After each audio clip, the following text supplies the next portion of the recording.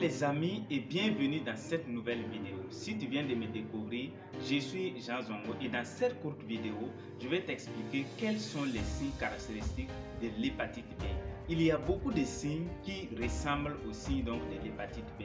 Alors, si une personne a le virus, la cible du virus dans notre organisme, ce sont les cellules hépatocytes. Et quand on parle des cellules hépatocytes, on parle donc du foie. Donc la cible du virus, c'est le foie. Et quand le virus entre dans notre organisme, il attaque les cellules du foie. Et qu'est-ce qui se passe? Notre système immunitaire reconnaît ces cellules-là comme étant des cellules infectées et il va travailler pour les éliminer. Malheureusement, quand le système immunitaire élimine les cellules infectées, le système immunitaire élimine à petit feu les cellules du foie.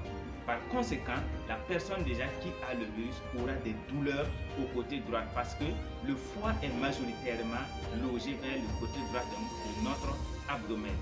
Le deuxième signe, c'est que le foie joue un rôle très important dans la digestion de nos aliments parce que le foie sécrète 1 litre de bile par jour pour nous aider à digérer nos aliments.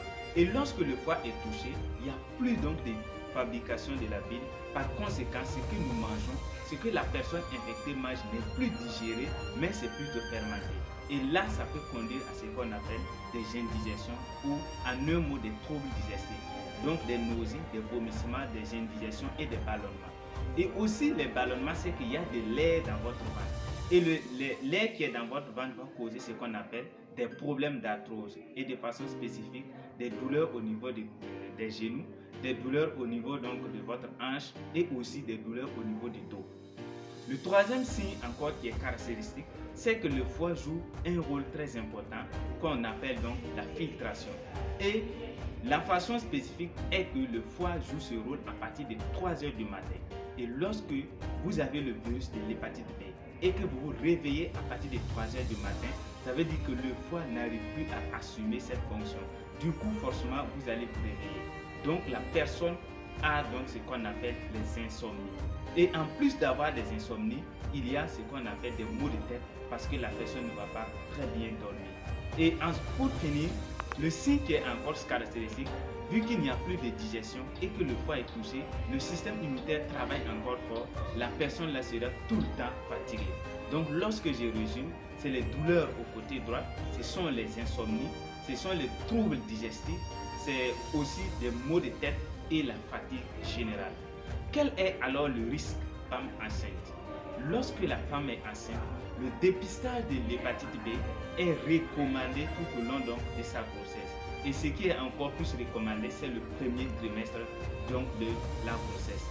La bonne nouvelle est que le virus de l'hépatite B ne peut pas entraîner des malformations sur le fœtus ou encore l'hépatite ne cause pas de problème au bébé.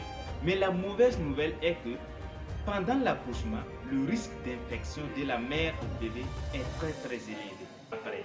Donc si vous avez une femme enceinte qui ne connaît pas son statut ou bien vous connaissez déjà une personne qui vit avec le virus de l'hépatite, partagez la vidéo à la personne lorsque la personne n'arrive pas à identifier ou comme il y a beaucoup de qui se ressemblent, la personne va dire que c'est certainement pour le palu, c'est certainement pour cette maladie.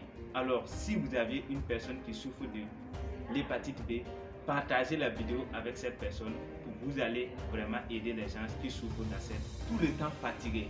Ou bien vous avez des maux de tête qui ne finissent jamais, ou encore vous avez des insomnies, ou bien des troubles digestifs. N'attendez pas demain, n'attendez pas après-demain, c'est aujourd'hui. Allez-y rapidement dans un centre de santé la plus proche, expliquez les signes que vous avez et on vous dira ce que vous devez faire. Pour plus d'informations, contactez les numéros qui s'affichent dans la barre de description. Merci.